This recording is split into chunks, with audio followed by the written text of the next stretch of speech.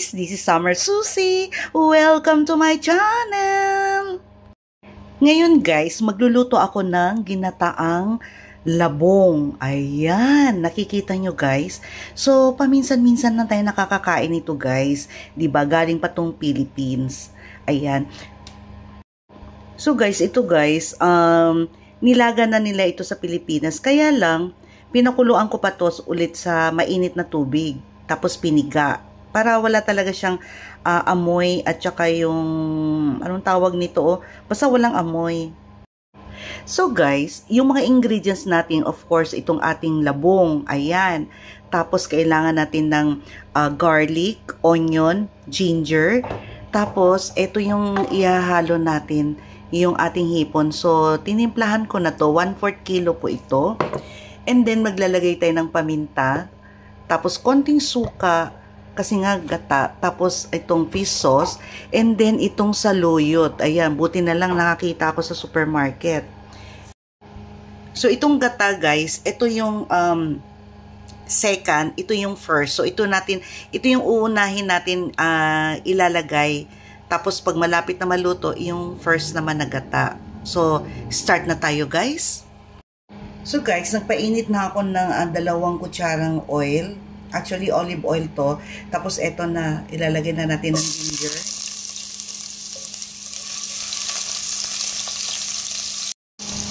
And then, garlic. And then, onion. So, hintayin natin na magiging brown itong ating onion or yung maging mabango. Ang bango na niya guys. So, pwede na natin ilagay yung ating hipon.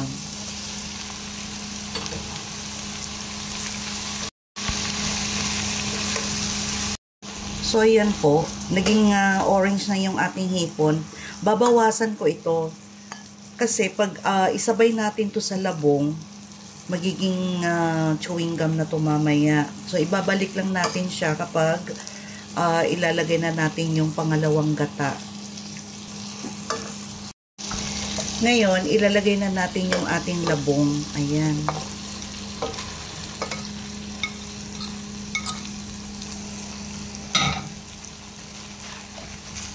So, gisa-gisa lang natin.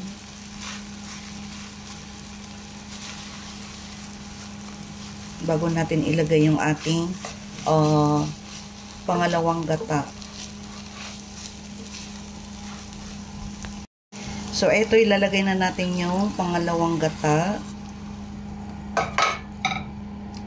Then, pakuluan natin to for about 5 minutes. Pero, depende din sa apoy nyo guys kung kaano kalakas. Ayan, and then takpan natin to. So, guys, check natin after 5 minutes. Ayan, kulong-kulo na siya. So, natuyo yan na yun ating first gata. Ngayon, ilalagay ko na guys yung ating second gata. Ito yung first na gata guys. Ayan.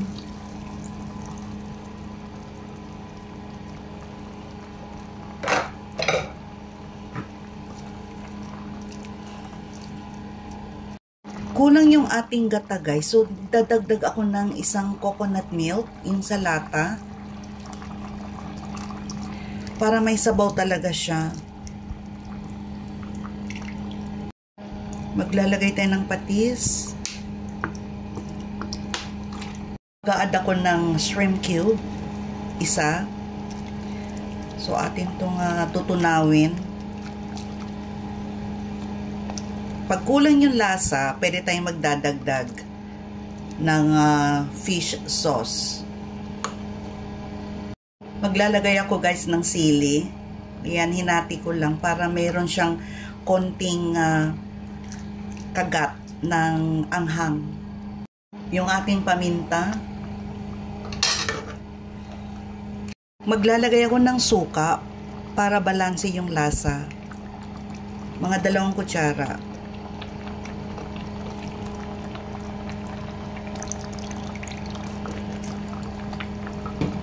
Hayaan natin kumulo. Check natin after 5 minutes ulit.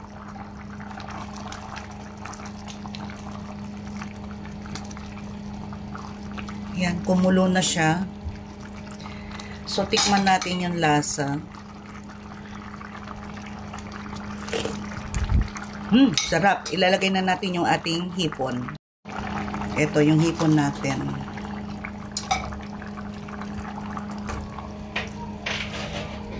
Ilalagay ko na guys yung ating saluyot. Ayan. So, habang kumukulo, luto na rin yung ating saluyot. So, pakulaan natin to ng about 3 minutes. Guys, after 3 minutes, eto na siya. Ayan, lutong-luto na yung ating gulay, oh. So, tikman natin ulit yung lasa kung tama na ba.